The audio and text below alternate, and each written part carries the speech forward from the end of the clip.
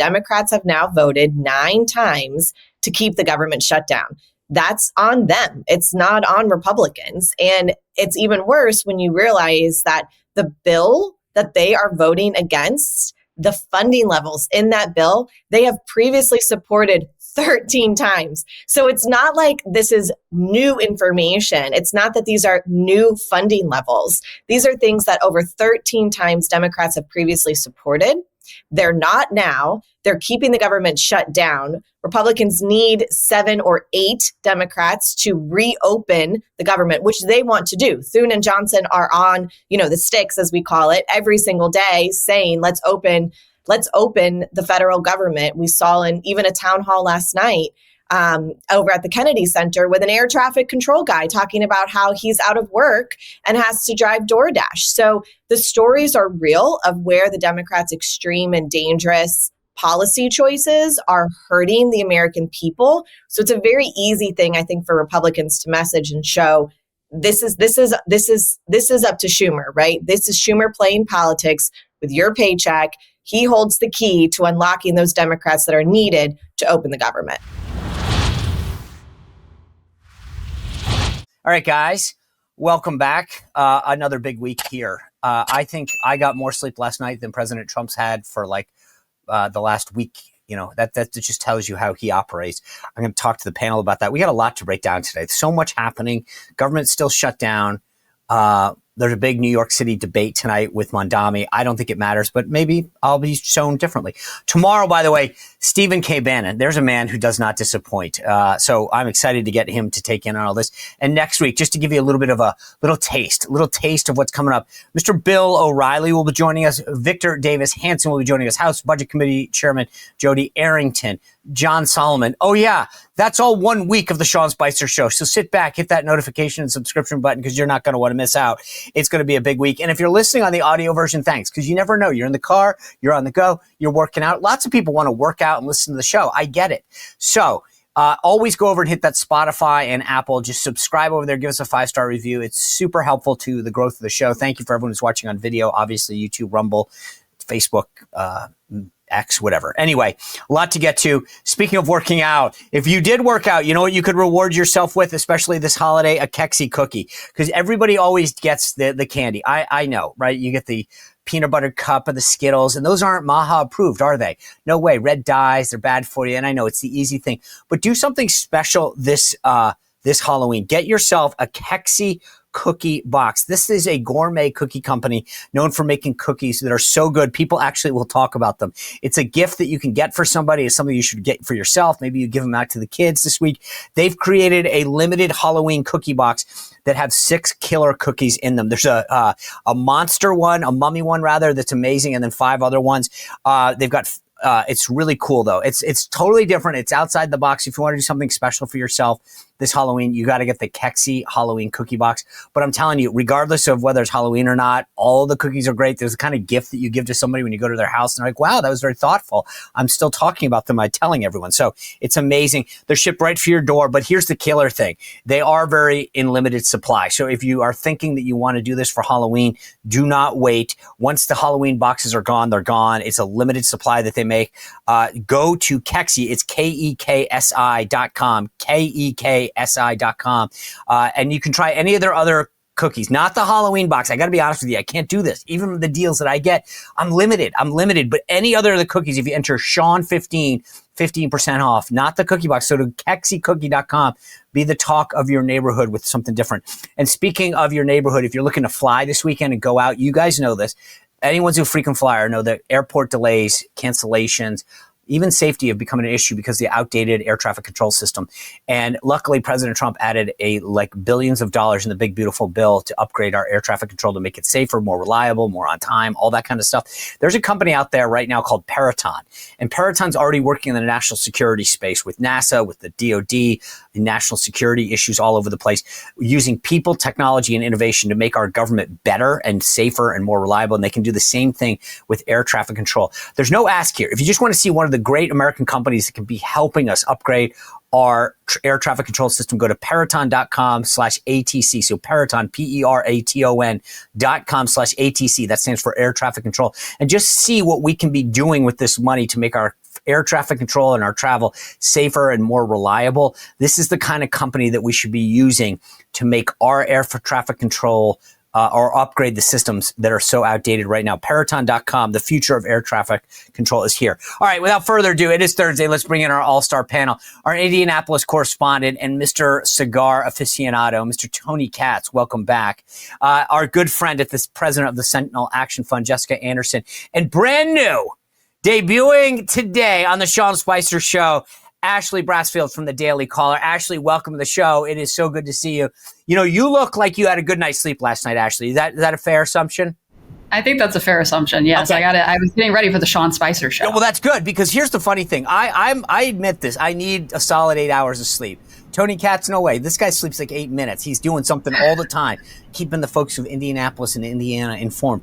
But I saw this amazing post the other day, and I think it was in Politico, and it talks about how, you know, everyone in the reporting world is used to President Trump. I'm sure you guys at the Daily Caller up early, stay up late. But this is what they said about his trip. They said the president, according to White House officials, didn't catch a wink, not on the overnight flight to Israel on Sunday and not on the one back to D.C., which landed at 2:53 a.m. on Tuesday. So from Sunday to Tuesday a.m. Now, remember, on Tuesday, after he lands at 2:53 a.m., he goes from Andrews back to the White House on the helicopter, gets off the helicopter. You got a pool that's sitting there. Then he has a luncheon, a bilateral luncheon with the president of Argentina, and then does the Medal of Freedom presentation to Charlie Kirk. I mean, they were like, this is again, the Politico thing. Diet Cokes, adrenaline, catching up on West Wing playbook. How does this guy keep going? I got to imagine for you guys at like the Daily Caller, this is an issue. How do you keep you guys up with the news and the issues of the president, not just the White House, the president? Yeah, well, our White House correspondent, Reagan Ray, she does an amazing job keeping up with it, but it really takes a whole team to keep up with the president. I even saw CNN correspondent Caitlin Collins talking about this, of course, saying that, you know, it's kind of a nightmare for the press going on these trips with the president at this time because, you know, like you said, he does not sleep. You go 48 hours, 72 hours. We even saw on election night, I think he was up over 72 hours. So this is nothing untypical for the president, like you said, fueled by Diet Coke. And I think that Diet Coke should be obviously giving him a sponsorship at this point. We saw that button on his desk that he gets delivered all the time. But the president is always working overtime, especially with this Israeli deal. And then now you even see him having to pay the troops with the government shutdown. So working on all ends, domestically and foreign policy wise. You know, Jessica, the funny thing is, he actually mentions the Diet Coke. He doesn't drink coffee. Like, I don't get this. And we are now in day 15 of this government shutdown. There's no question the president of the United States and the White House is working, maybe not everyone else. But I just want to ask you, you've been in these fights before. When you look at what's going on at day 16, who, in your opinion, is winning the shutdown messaging war? Well, I'm actually so proud of the White House communications team and all of the comms that we've seen come from both Speaker Johnson and Majority Leader Thune, because Republicans are winning this shutdown. And that's not always been the case when you look at some of the historical shutdowns over the last, the two over the last 10 years. And I think it really just goes down to the facts of this shutdown. Democrats have now voted 9 times to keep the government shut down. That's on them. It's not on Republicans. And it's even worse when you realize that the bill that they are voting against, the funding levels in that bill, they have previously supported 13 times. So it's not like this is new information. It's not that these are new funding levels. These are things that over 13 times Democrats have previously supported. They're not now. They're keeping the government shut down. Republicans need 7 or 8 Democrats to reopen the government, which they want to do. Thune and Johnson are on, the sticks, as we call it, every single day saying, let's open the federal government. We saw in even a town hall last night over at the Kennedy Center with an air traffic control guy talking about how he's out of work and has to drive DoorDash. So the stories are real of where the Democrats' extreme and dangerous policy choices are hurting the American people. So it's a very easy thing, I think, for Republicans to message and show this is up to Schumer, right? This is Schumer playing politics with your paycheck. He holds the key to unlocking those Democrats that are needed to open the government. Tony Katz, you're the one of the four of us that's actually not in the Beltway.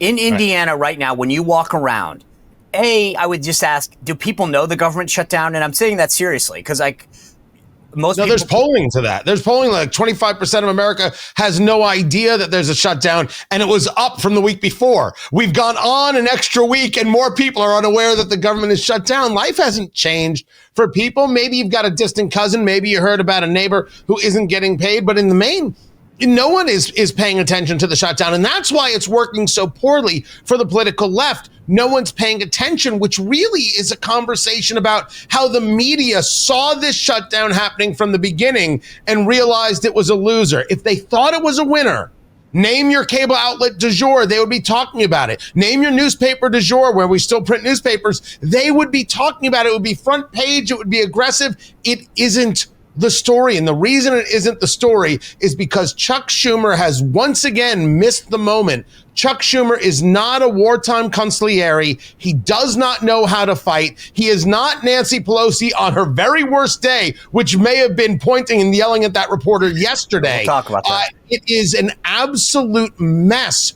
for Chuck Schumer. And whether Ocasio-Cortez runs or not, we should be clear that the inevitability of Schumer's end as leader of the Democrats is upon us. Yeah, I think this is a really good point, Sean, because the political angle here that Schumer, I think, was trying to get at is he wanted this to be 2013. He wanted this to be the 2013 shutdown where he was out there, he's the Republican, right, advocating for changes on a clean CR.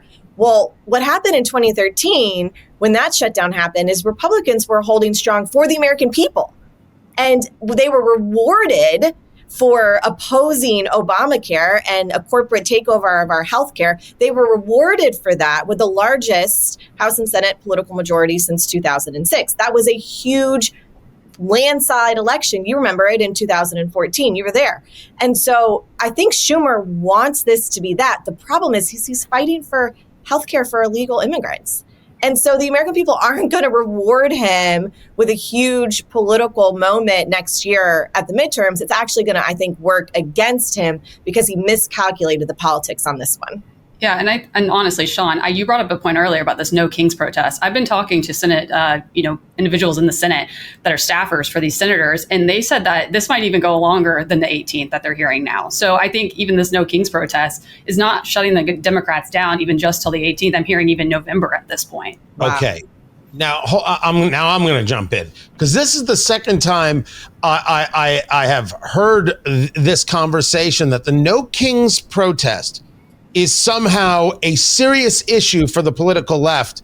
And I would love for someone to give me the math on that. Why all of a sudden is the second No Kings protest? Don't get me wrong, it's laughable. I agree. But why is this a negative? What do you mean? Meaning that there's this idea that the No Kings protest is going to put an end to the shutdown. Oh, no. Okay, I can answer that. Because I believe that when they set this up, right, so it was a couple weeks ago, it's sort of like a party, right, which is, okay, guys, we can't go home until the party happens. They told their base, we're going to have a big rally, right, and this is what I think Ashley is getting to, and there was this belief, I'm one of them, just to be completely honest, which was, okay, guys, we got them all riled up, they're all coming into D.C. to stay in the youth hostels, and we've got to make sure that they have it, because if we solve the shutdown before then, they're going to be pissed off that they rented a youth hostel. And all right. I thought it was an idea of that somehow the No Kings protest would just diminish everybody. No. You're saying they're just keeping this falsely going. Yeah. It's like they can't get their it's like they can't get their deposit back. No. Right? Hey, we already planned. We planned the No Kings rally. We already got our tents. We already paid the caterer. Right. We might as well have the food. Exactly. Well, right now you're in a PR stalemate right now, right? You have nothing really forcing an end to this. You have possibly in November, the holidays that could have an impact on travel for Americans. That's the only PR thing I can see coming up besides the No Kings protest. But obviously Democrats aren't worried about it. But Can I just ask this? This is, and I'm saying this in all seriousness. I don't know what they want. And I mean this so Jessica brought this up. Okay, they want this vote on the Affordable Care Act COVID subsidies. Okay, number one, big payoff to the insurance companies, total nuts policy. Okay, but I believe, at least the way I've been following this, and you guys can tell me if I'm wrong, that Thune, the Senate Majority Leader, has said, fine, we'll give you a vote. Open the government, we'll give you the vote. And yet there's still like, so I'm like, okay, that's the best you could possibly do. What is it like? I still don't, honest to God, know. Okay, Tony, you have your hand up, but Jessica's not your head, so I'll go with the hand up first. No, go Jessica first. No, I'll wait. I am a gentleman. Jessica, I will wait for her. He's a gentleman. That's chivalry here on your podcast, there, Sean. Like, who knew? I thought everyone was like a toxic man. So thank you. No, look, I think, one, this is part of the problem. Democrats continue to change the goalposts. It started with the Obamacare COVID subsidies, which soon quickly said, okay, we will give you a vote on just that, but take it out of the context of the shutdown. There's no need to hold the federal government hostage for this vote. But within 30 minutes, it expanded to healthcare for illegal aliens, which is a really important thing to talk about because the left is claiming, well, those are, overstayed visas. Those are people that are here now legally. It's because Biden changed the definition for 2 years when our border was leaking, completely open and all of these people were here and he didn't know what to do with all of the illegals here. And so he reclassified and named them. That's the body of people that they want to give American taxpayers to give healthcare to. So that's insane. At that point, I think Thune realized that this was going off the rails very quickly, pulled the negotiation back and said, Schumer, get your house in order and be clear with your demands. And then they opened a list of 15 different things.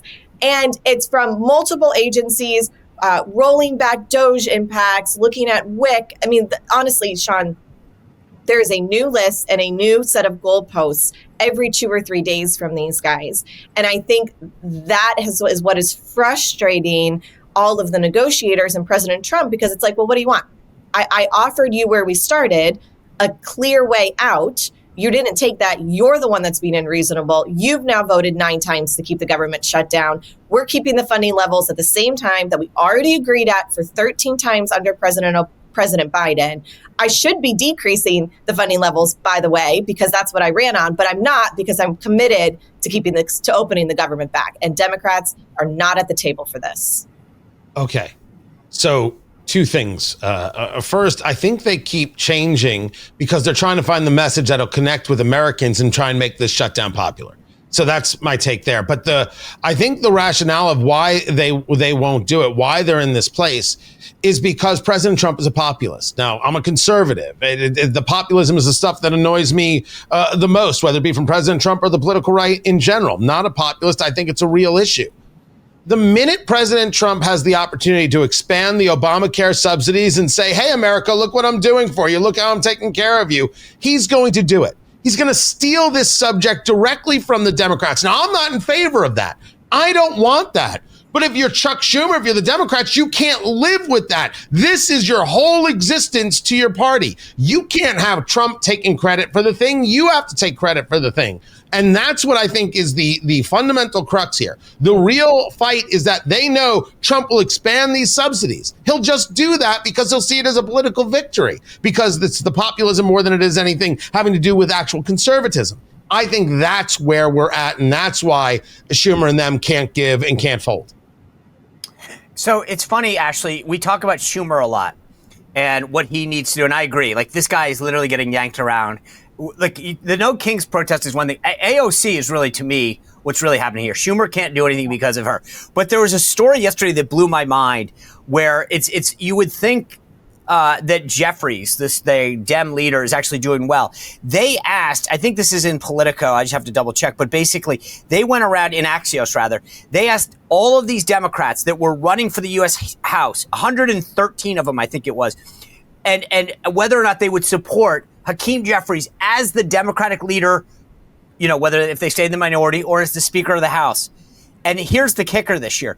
Of the 20 that said that they wouldn't vote, they got 20 of them. No one wants to vote for the guy. Most of them said we won't comment on it. They don't like Hakeem Jeffries either. These guys are really, Schumer's getting dragged around by AOC. All the people running for Congress on the Dem side won't support Hakeem Jeffries. They have a leadership problem. Yeah, absolutely. I think they do have a leadership problem. He feels very ineffective to me. The same goes for Schumer. Schumer's taken hits from his side already. The Democrats have a problem in general going forward. I think really all this is the Republicans to lose. There's continuing to deliver on campaign promises, which I know in the political world is very hard. But it really, I mean, the Democrats have offered nothing. And like I said, they're in a PR stalemate right now. And I feel, like you said, Trump is just going to strip that from them, taking that, Affordable Care Act messaging, what's going on behind the scenes with the White House OMB, being able to make some cuts during this shutdown. Of course, Joni Ernst sent a letter to Russ Vought talking about many of these DOJ cuts, COVID cuts even. Many of these agencies even have mascots. I saw a picture with this. I think over billions of dollars in funding go to these agencies to fund this, pamphlet stuff. They have mascot costumes. Wait, you said mascot, like a furry? Yeah. Like a furry, yeah. Of course, Sean went right to furries. Yes, of course. But I mean, there's pictures in the letter that Senator Ernst put out. She's actually doing a floor speech on it today. I was just talking about it to them. And there's a lot to be done that they can take advantage of. There is leverage that the White House is using during the shutdown. And of course, what are the Democrats going to do? Argue that you're not going to pay the troops and that he's doing it illegally? That's not going to work. They have nothing to go off of right now. Well, Tony mentioned this. I want to play this for you because I don't know if everyone's seen this. I have a different take. Nancy Pelosi engaged with a reporter yesterday. We talk about Chuck Schumer. We talk about Hakeem Jeffries. But, of course, you've got, like I like to call her, the fake Speaker Emerita is what the Axios calls her, a title that she did not earn, that she has not had bestowed on her. But it's the way of the media conferring their love for her. So let me play this interaction that she has with a reporter off the House steps yesterday. Take a look at this. But I want you to pay attention. Watch the interaction, because I know everybody's paying attention to how she reacts to the reporter. But I have a different take on this. Watch the video and see if you see what I see. Let's go. Congresswoman Pelosi, are you at all concerned that the new January 6th committee will find you liable for that day? Are you at all concerned about the new January 6th committee finding you liable for that day? Why did you refuse the National Guard on January 6th? Shut up. I did not refuse the National Guard. The president didn't send it. Why are you coming here with Republican talking points as if you're a serious journalist? The American people want to know. We still have questions. Thank you. All right, Tony Katz, everyone wants, and I don't care if you want to talk about the interaction, that's great. Did you see anything in that video, not what she said, in the visual that gave you pause? Well, you could argue that it almost looked like she was wearing a velour jumpsuit a la Boogie Nights. I can go with that. Okay. Or are you discussing the fact that she has to hold somebody's hand as she's walking down? But it's not just somebody. That's a Capitol Police officer. That's her security detail, that gentleman on the right. And so what I thought was fascinating is that we have a member of Congress that needs a security detail to provide for that. They can't walk on their own. I thought that to me is like after everything that we dealt with Biden, here we have a member of Congress using a Capitol Police officer as their aide to get around. I mean, I know that's maybe that's just me, but I was like, that should be telling. But if the argument is she's too old to be in the House, I'm not going to disagree with that. If the argument is we've lost our humanity and we let a woman who's a little bit infirmed or can't walk perfectly tumble down some stairs, I think that's nuts. I don't mind that she gets the assistance at all. I think the real argument should be how much of a backbencher she has become, that this would have been this really smart pushback 10 years ago from Nancy Pelosi, and now it looks like the rantings of an old woman neighbor when you hit the ball into her yard. I mean, look, okay, maybe I'm petty, but again, it's not like I don't mind if she has an aide that holds her hand as she goes 10 feet. But my point is more that you're using your security detail now as your crutch, literally your crutch. I don't think that's exactly, like, this is not, you don't get a security detail to carry you around. You get them to protect you because there's a threat. So maybe I'm being petty on this, Ashley, but I feel like that's not the job of a security detail. They're there to protect you, not to wheel you around. Yeah, not hold your hand. The one thing I saw in the video, of course, she had the voice inflection and the finger pointing. Yeah. But I also noticed the fact that her eyebrows don't move. But at the same time, you can't believe that she's had this interaction with a reporter, but she's also had this interaction before. She said that a reporter was a good candidate for the alligator Alcatraz. Actually, I did a report on this also. So this is kind of a crazy time to see Nancy Pelosi coming out. We don't see much of her anymore, it feels like. But, obviously struck a nerve with her due to the finger pointing and everything. That reporter was obviously blasting questions at her. I believe it's a Lindell TV reporter. But yeah, it's quite the interaction, I would say. Yeah, kind of funny how they when Trump says something to reporters, they go, he's attacking the First Amendment. And when Nancy Pelosi, what did you say that she said that they should go to alligator Alcatraz? Yeah, they were asking about what she thought about alligator Alcatraz. Of course, this was actually using Alcatraz in San Francisco due to the fact that she represents that area. And she said that he would be a good candidate to be a prisoner there. So, okay. Apparently. Yeah, quite. Jessica, tonight is a debate in New York City between Mamdani, Cuomo, and Curtis Sliwa, the Republican. I'm of the mind that it doesn't matter. Mamdani is the mayor-elect, in my opinion, of New York City. It's over. The first thing, before we get into the debate, he went on Fox yesterday. Now, we're all in the world of media to some degree, or have been. I thought that was a high-risk, low-reward. Going on with Martha McCallum, and he goes on, I want to play you a quick clip, because she asked him, she held his feet to the fire. This is him talking about New York Police Department. Take a look. And I apologize because of the fact that I'm looking to work with these officers, and I know that these officers, these men and women who serve in the NYPD, they put their lives on the line every single day.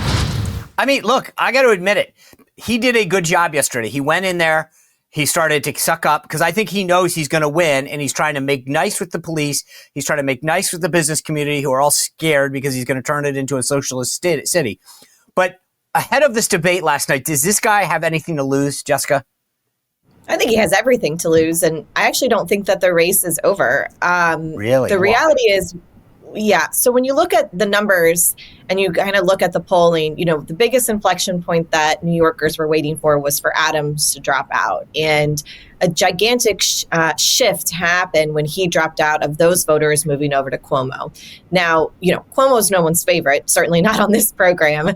So let's be clear about the choices that New Yorkers have here between Mamdani or Cuomo. But the reality is Cuomo absorbed all of those Adams supporters. His support is going up. And if you look at the Quinnipiac poll from last week, actually Mamdani has plateaued.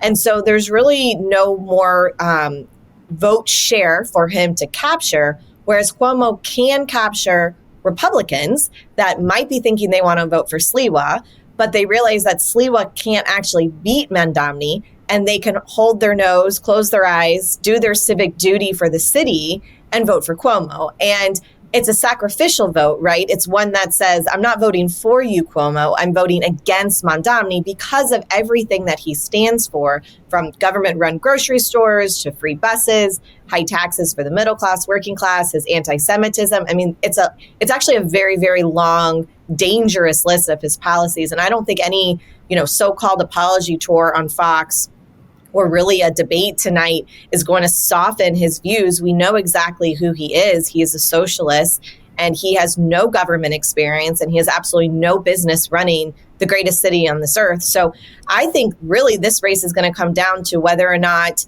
15% is the number, Sean, 15% of Republicans need to swap their vote from Sliwa to Cuomo. If that path opens up, then you've got Cuomo that has to bring in at least another 38% of Democrats that voted in the primary for Mamdani, or they stayed home.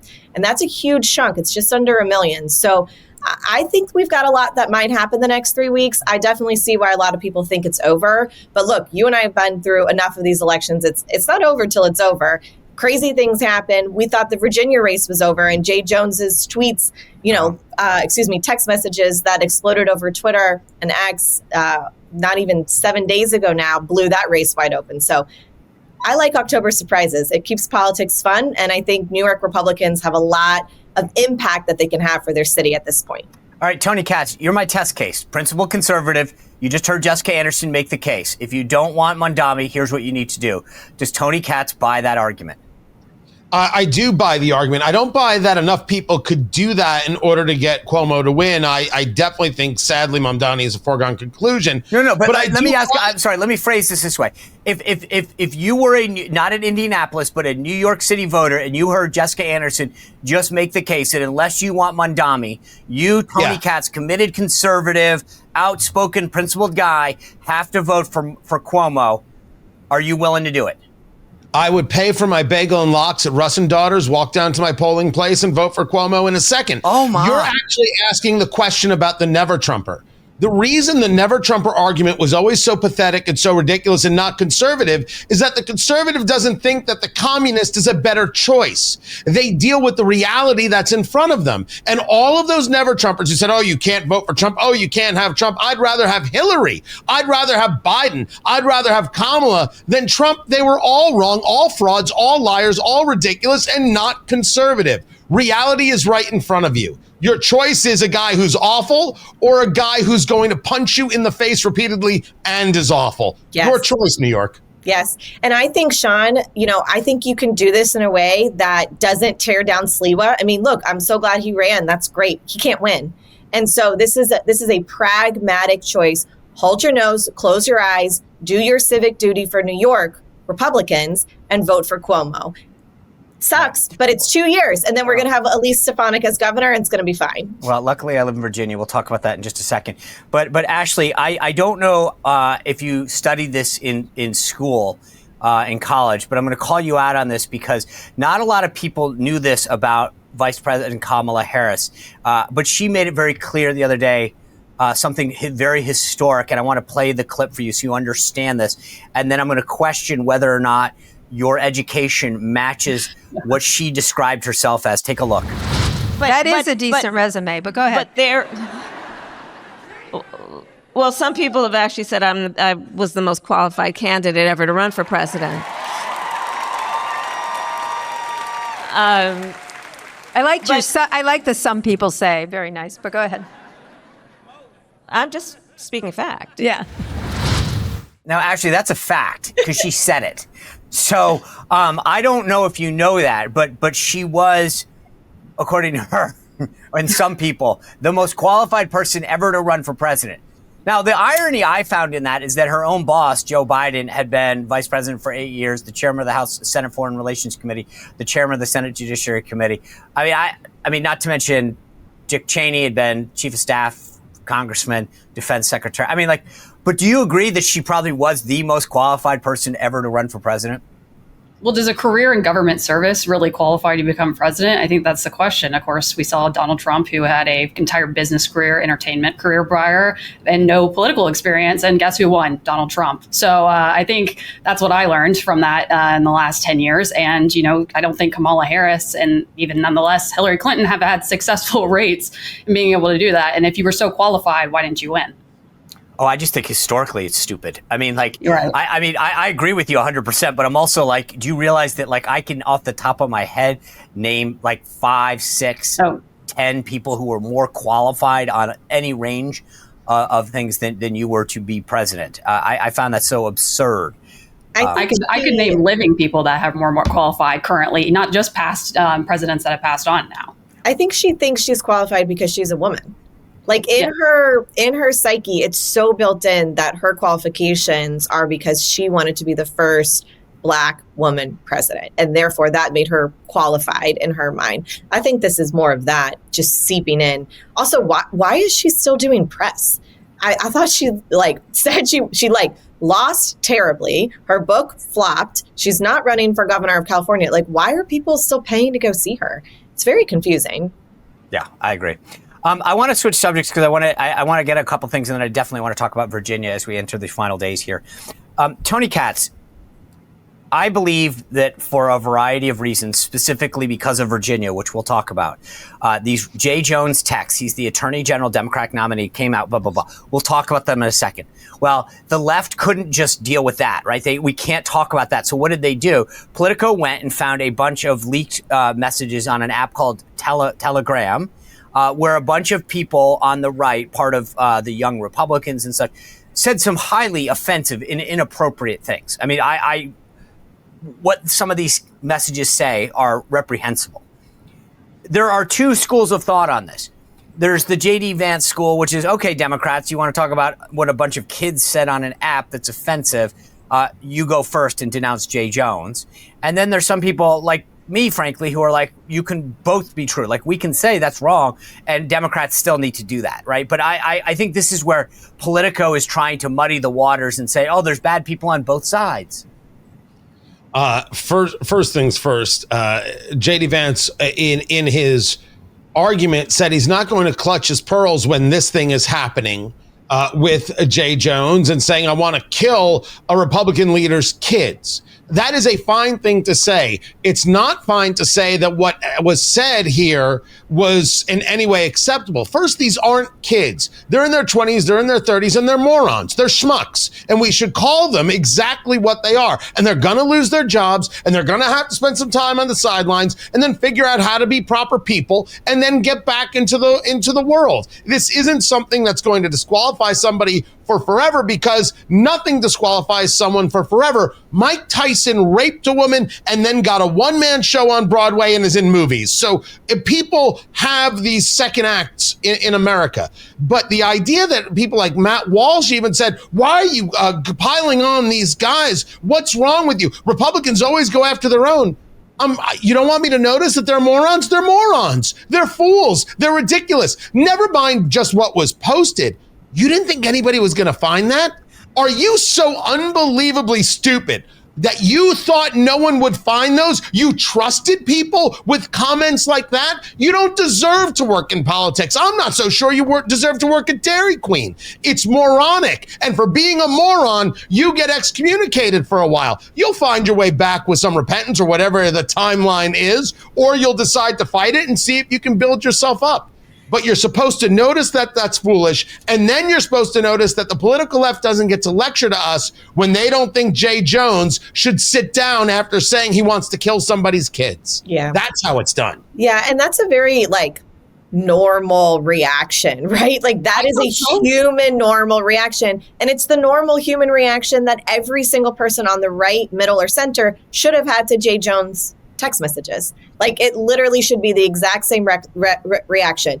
Disqualification from whatever job you have or are seeking to have, and go into timeout and figure out how you want to interact with society and apologize, right? Apologize and do some soul searching. That should be the reaction anywhere on the left, right, or middle. And the fact that the political left, and specifically Jay Jones's running mates, have not condemned what we saw and the horrific nature of his text, the fact that not a single person in Democratic leadership has had that common sense response that you just had, is mind-numbing to me. And I actually think at some point, the bottom's going to drop out on this, because the problem that the left has with their love affair with violence and extremism can only go so far. And we're seeing it first stage. And at a certain point, we're going to have 30 more years of President Trump.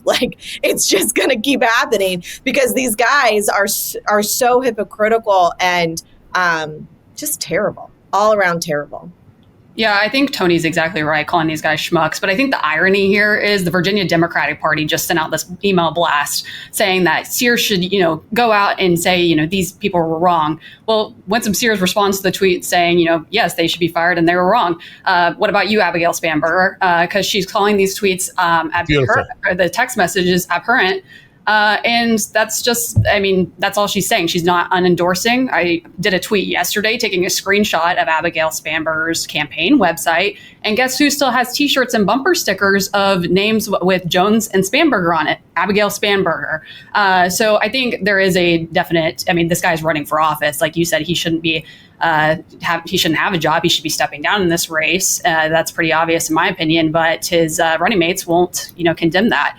We've done multiple reports on this, and we'll see how it plays out in Virginia, but I think it should have an impact. This is different, obviously, with these guys who have no political position currently. They're not in political power, but this guy's running for the top law enforcement officer of the state of Virginia, but also saying that, some cops should die, using a reckless driving charge to get ahead politically, and then saying he wants to put 2 bullets in the former Republican Speaker of Virginia House head and kill his children. It's a little different. Yeah, so a couple things. One, these kids who put these texts out. I agree with Tony too. It's like, are you that like? I'm not sure if you're just offensive and dumb, but the idea that you would put that in a text to me is one of the dumbest. Even if you were that stupid, in terms of having the thoughts, the idea you'd put it in a text to me really calls into question. But here's the broader difference, guys.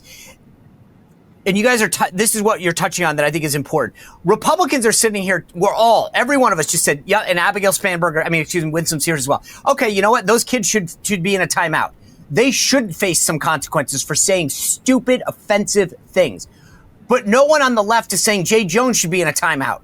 Right? That's the problem. And let me just put out, this is the dumb. Jay Jones puts this tweet out. He says, as the father of 2 young boys, I know what it's like to feel the squeeze of grocery prices every week.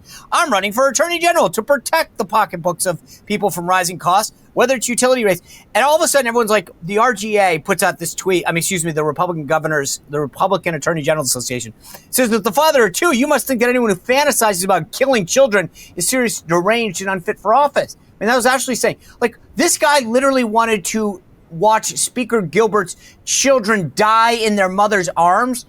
And like, no one on the left is like, yeah, maybe he should be in a timeout too. But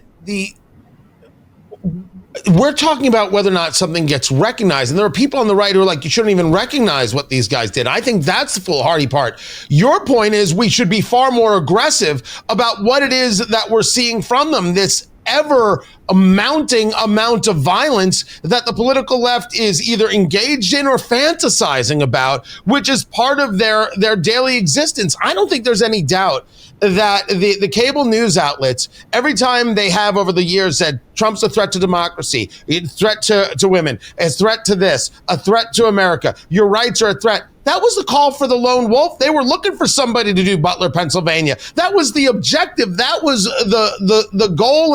And they are, I don't know if they're upset or not that they didn't achieve their goal. Constantly, consistently. Oh, if you don't believe in gender affirming care, it's a threat to these kids' lives. That's about calling for somebody to engage in great harm and great damage to other people. It's that we have to be so much more focused on. Look at what they're doing. This isn't about toning down the rhetoric. I know John Fetterman spoke about this last night.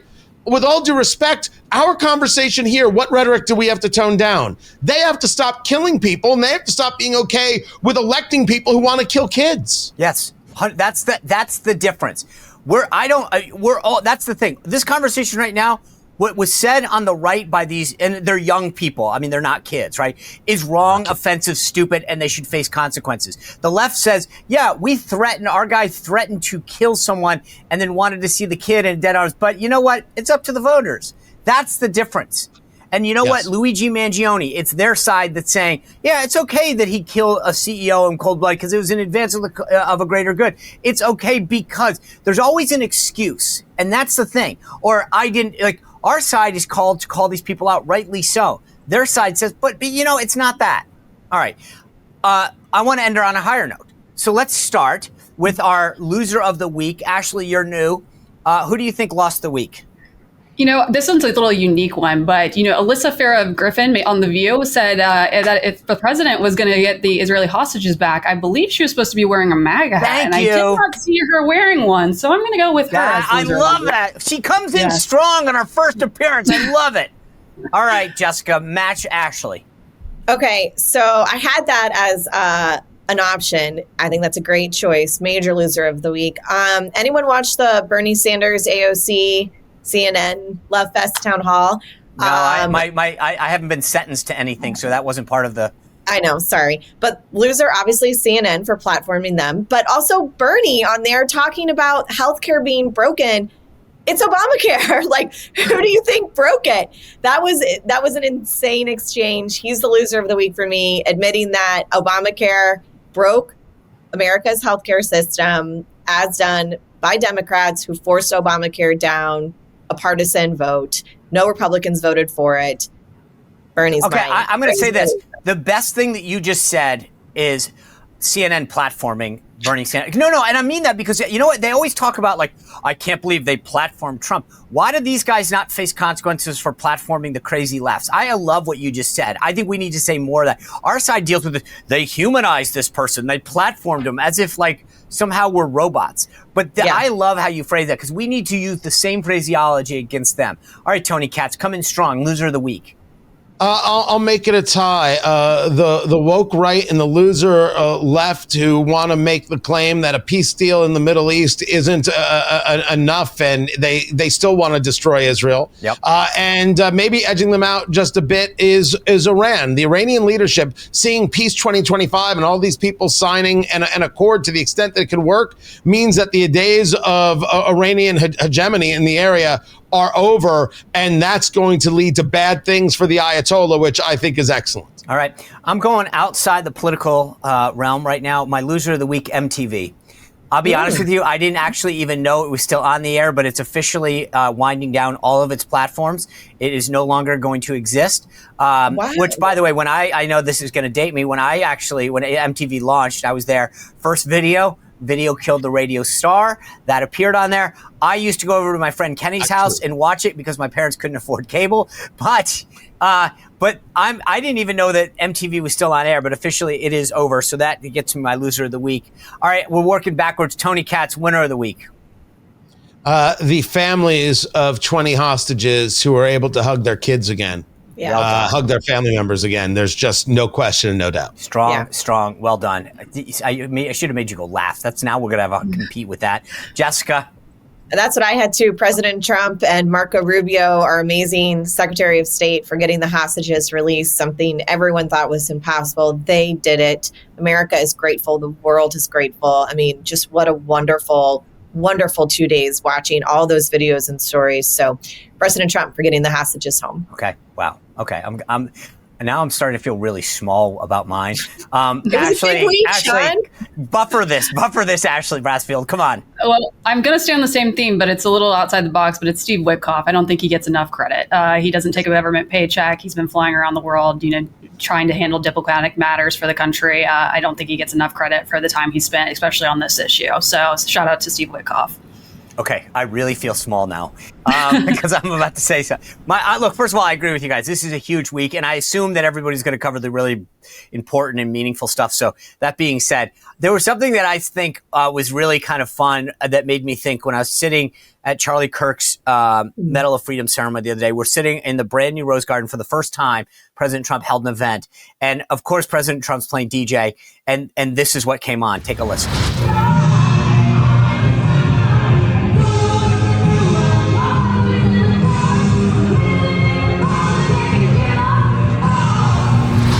Now, if you can't hear that, we are sitting in the Rose Garden as Bonnie Tyler's Total Eclipse of the Heart is jamming right after ABBA. And I just thought to myself, this is a guy who is so broken the mold. And Trump 2.0 is about breaking the mold. He's changing up everything. He's talking about adding additions to the White House. And this is just, to me, the epitome of Trump 2.0. No guardrails, no doing it the way, this is kind of what led to the peace deal. No doing it the way everybody else is doing it. Adhering to all the norms and the historical ways of how things are supposed to operate. I'm fully, as I sat there in that moment, I said, this is a guy who feels excited about embracing Trump 2.0 and doing things differently. Anyway, I thought you'd appreciate the Bonnie Tyler Total Eclipse of the Heart playing there. It brought me back to my 8th grade dances, slow dancing, but that's a whole nother story. Thank you guys for being here. I always love the panel discussion. You guys crushed it today. Reminder, guys, tomorrow Steve Bannon's going to join us, and then next week we've got everything. We've got Bill O'Reilly, John Solomon, Jody Arrington, Victor Davis Hanson. That's why you want to hit that subscribe and notification button now. We'll see you back here tomorrow on The Sean Spicer Show. Well, if you enjoyed this content, make sure to like this video, subscribe, and click the notification bell to get more.